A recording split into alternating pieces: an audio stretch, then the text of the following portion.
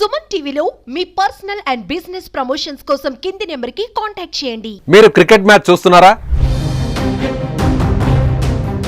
కానీ క్రికెట్ పేరుతో ఆడుతున్నటువంటి బెట్టింగ్ మాత్రం చాలా తప్పు.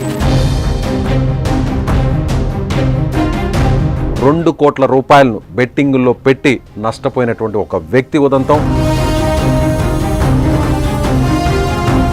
ఇప్పుడు 1,20,00,000 అందులో మీరు బెట్టింగ్లో పెట్టి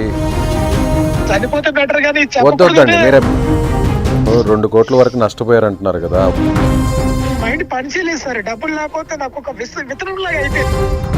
నమస్తే, నేను విజయ్. మీరు క్రికెట్ మ్యాచ్ చూస్తున్నారా? క్రికెట్కు వేరే ఫ్యాన్స్గా ఉన్నారా? కులం మతం అంతా క్రికెట్ అని భావిస్తున్నారా? అప్పటి వరకు తప్పులేదు. కానీ క్రికెట్ పేరుతో ఆడుతున్నటువంటి బెట్టింగ్ మాత్రం చాలా తప్పు. మీకు తెలియకుండానే ఆ వ్యసనంలో కూరుకుపోతారు మీరు. ముందు ₹1 వస్తుంది, ₹10 పోతుంది. అలా 1000, 1,00,000, కోట్ల వరకు మీరు అందులో చిక్కుకుపోతారు. సో అలా బెట్టింగ్లో డబ్బులు పెట్టి సరదాగా అందులోకి ఆ ఊబిలోకి వెళ్ళేటువంటి వారి కోసమే ఈ వీడియో. స్కిప్ చేయకుండా చూడండి.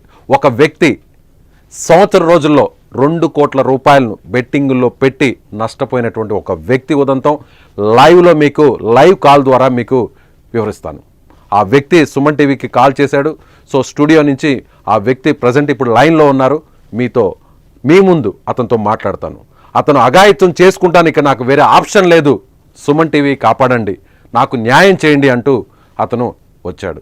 సో ఇప్పుడు ఆ వ్యక్తికి సంబంధించినటువంటి ఫోన్ ఆన్ చేస్తాను, మీరే వినండి. అవును, ఈ 2-3 కోట్ల రూపాయలు ఎంత కాలంలో నష్టపోయారండి? Sir 1 year sir. 1 year. ఏ మ్యాచెస్ ఆడేవాళ్ళు మీరు? 1 year ఓన్లీ నేను ఐపీఎల్ ఆడాను సార్. ఏదైనా మన క్రికెట్ బెట్టింగ్ లోనే ఓడిపోయారు సార్. ఇప్పుడు మరి అవును, మీరు యాక్చువల్గా మీరు ఏం చేస్తుంటారు? అంత పెట్టడానికి 3 కోట్లు పెట్టారంటున్నారు. నేను వెల్డర్ను సార్. నేను వెల్డర్ను, అక్కడ పని చేస్తున్నా. జనాలు అవుట్ ఆఫ్ పట్టుకు వెళ్ళడానికి చాలా మందికి ఒక 150 మందికి నేను పెట్టాను. ఏం వెళ్ళడానికి? పట్టుకెళ్ళడానికి, అక్కడ పని చేసుకుని అవుట్ సోర్సింగ్ లాగా మీరు? నేను మధ్య నుండి ఒక ఇంజనీర్ తో కాంటాక్ట్ చేసి అలా ఆ జనాల డబ్బులు నా దగ్గర ఉండి ఆ డబ్బులు బెట్టింగ్ పెట్టేసి ఓడిపోయాను సార్. ఇప్పుడు ఆ జనాలు కూడా అవుట్ ఆఫ్ వెళ్ళలేదు. ఆ జనాలందరూ నాకు టార్చరు, నా కుటుంబానికి టార్చరు, నాకు టార్చరు. ఏం చేయాలి నాకు ఏం అర్థం కాలేదు సార్. ఇప్పుడు నేను జర్మనీ నుంచి వచ్చి ఇక్కడ 3 నెలలు అవుతుంది. నేను ఇలాగే తల దాచుకుంటున్నాను సార్. చాలా పరిస్థితి సార్.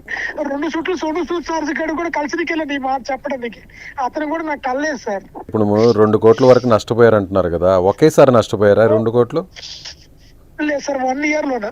1 year లో అంటే మీకు అసలు అమౌంట్ రావడం ఎంత? అవును, చేస్తే ఏదో కొంత పెడతారు కానీ మీరు మరీ 2 కోట్లు అంటున్నారు. బ్యాక్గ్రౌండ్ కూడా అంత ఫైనాన్షియల్ గా స్ట్రాంగ్ కాదంటున్నారు. నాది ఏం చేయలేదు, ఏమి నాకు మైండ్ పని చేయలేదు సార్. డబ్బులు లేకపోతే నాకు ఒక విత్తనంలాగా అయిపోయింది సార్. జర్మనీలో మీరు వెండరు?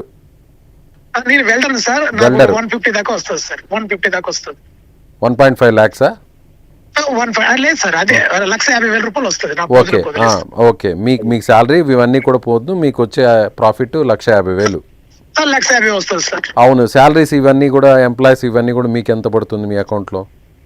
ఎంప్లాయ్ కాదు సార్. ఇప్పుడు నేను అక్కడికి పని చేయడానికి వెళ్ళాను కదా సార్. డబ్బులు కట్టుకుని 2 లక్షలు కట్టుకుని నేను జర్మనీ వెళ్ళాను కదా సార్. అలాగే నేను కూడా జనాలకి పట్టుకెళ్ళడానికి మనిషి దగ్గర 1,50,000 లెక్క నేను తీసుకున్నా సార్. ఓకే, ఎంత మంది వద్ద తీసుకున్నారు అలా? మొత్తం నేను అదే 2 కోట్ల రూపాయలు తీసుకున్నా సార్. 150 మంది అవుతారు సార్. 150 మంది దగ్గర తీసుకున్నా సార్. ఇప్పుడు ఆ 1.5 లక్ష అది మీకు వచ్చే ప్రాఫిట్ కింద ఏమన్నా, అంతేనా? నాకు వచ్చే కాదు సార్. ఒక మనిషి దగ్గర నాకు 15,000 కమిషన్ ఉంటుంది సార్. 1,50,000 దగ్గర నాకు 15,000 కమిషన్ అంతే. ఆ మిగతా అమౌంట్ అంతా కూడా ఫ్లైట్ టికెట్స్, తర్వాత మిగతా అమౌంట్ అనేది మనకి ఫ్లైట్ టికెట్స్, వాళ్ళకి డాక్యుమెంట్స్ డబ్బులు అన్ని సార్. వీసా ఖర్చులు ఇవన్నీ కూడా ఉంటాయి. అవన్నీ సార్. ఒక పర్సన్ మీరు ఇండియా నుంచి జర్మనీకి మీరు అక్కడ తీసుకెళ్లి అక్కడ వర్క్ లో పెట్టిన దానికి 15,000 రూపాయలు నాకు 15,000 నాకు ప్రాఫిట్ సార్ అంతే. సో అలా ఎంతమంది పెట్టారు మీ దగ్గర? దాదాపు 100 మంది పెట్టారు. 150 మంది పెట్టారు. ఇప్పుడు ఆ 150 మంది అమౌంట్ ని మీరు బెట్టింగ్ లో పెట్టేశారు. ఇప్పుడు ఆ 150 మంది మీకు కాల్స్ చేస్తున్నారా?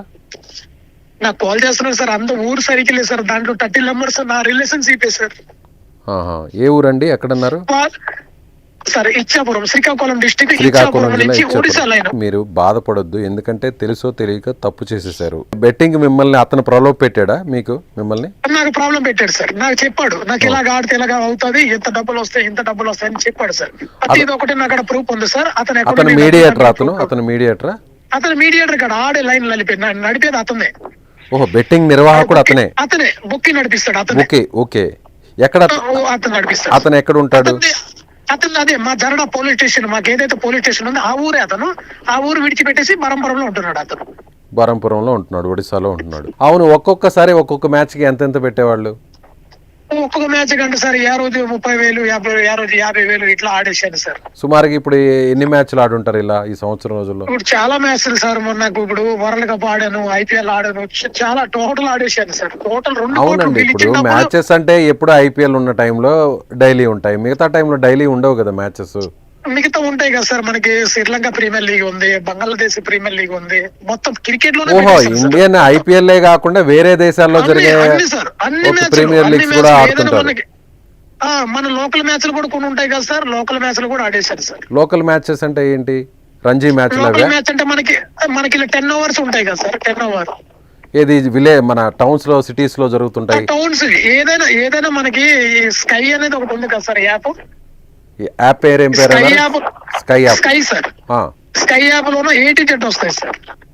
ఇప్పుడు మీరు యాప్ లో వాటిని చూసుకొని ఆడేవారు అంటే మీరు చెప్పిన మీడియేటర్ కి అమౌంట్ అకౌంట్ లో ట్రాన్స్ఫర్ చేస్తే అతనికి నేను అమౌంట్ చేస్తే ఆడ నా వాలెట్ లో డబ్బులు వేసేవాడు సార్.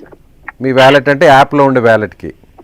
నా యాప్ అదే వాలెట్ అంటే నాకు వాలెట్ ఒకటి క్రెడిట్ చేస్తాడు కదా సార్. నా ఐడిలో క్రెడిట్ చేసి నాకు వాలెట్ లో నేను అతనికి డబ్బులు వేస్తే నా వాలెట్ లో డబ్బులు వేసేవాడు. ఓకే, అంటే మీరు చెప్పేది ఒక రకంగా ఇది ఆన్లైన్ బెట్టింగ్ లాగా, అంతేనా? ఆన్లైన్ కాదంటే బుక్ అతనే, నేను నడిపేది అతనే. ఇప్పుడు 1,20,00,000 అందులో మీరు బెట్టింగ్ లో పెట్టి పోగొట్టుకున్నారంటే ఎవరైనా అంత ఇవ్వాలంటే ఎవరైనా ఆలోచిస్తారు కదా. మీరు ఒక పని చేయండి, ఇప్పుడు మీకు ఎవరైతే ఇస్తానంటున్నా సార్, నేను కష్టపడి ఇస్తానంటున్నా.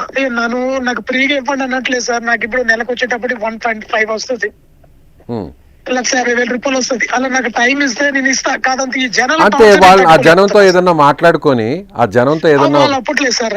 అది ఆ డీల్ నేను చేసా సార్. వాళ్ళు ఒప్పట్లేదు సార్. నీకు కట్టాం కదా, నీకు నమ్మి మేము కట్టాం కదా, నువ్వు ఏం చేస్తున్నావు చెయ్యి, ఆ డబ్బులు. అవును, ఒక 6 నెలల్లో 1 సంవత్సరం టైం పెట్టుకొని ఈ లోపు మీరు చెప్పినట్టుగా మీకు రావాల్సిన ప్రాపర్టీస్. అలాగే సార్, నేను వాళ్ళకి చెప్పింది ఏంటంటే నెలకి నేను కష్టపడతా, ఒక సైడ్ లైన్ ఇచ్చేసి వస్తా అని చెప్పాను. వాళ్ళు ఒప్పుకోవడం లేదు సార్. అందుకోసమే అంటున్నా సార్.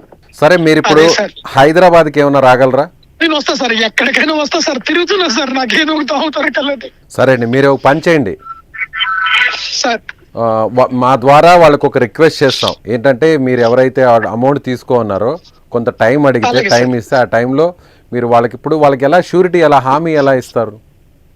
హామీ అనేది నేను ఆల్రెడీ వాళ్ళకి బాండ్ పేపర్ లో రాసి ఇచ్చినాను సార్. వాళ్ళకి అంటే 6 month లోన ఏదైనా. ఇప్పుడు మీ భార్య బిడ్డలకు తెలుసా ఈ విషయం అంతా? మీ తల్లిదండ్రులకు తెలుసా?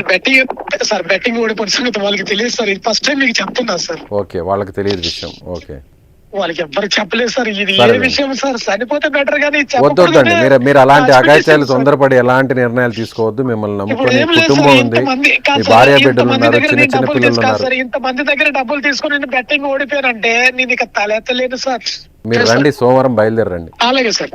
నా నెంబర్ ఇప్పుడు మన ఈశ్వర్ గారు మీకు పెడతారు. మేమున్నా, తొందరపడదు. సుమన్ టీవీ మీకు చేతనైనంత సాయం చేసే ప్రయత్నం చేస్తుంది. తొందరపడదు.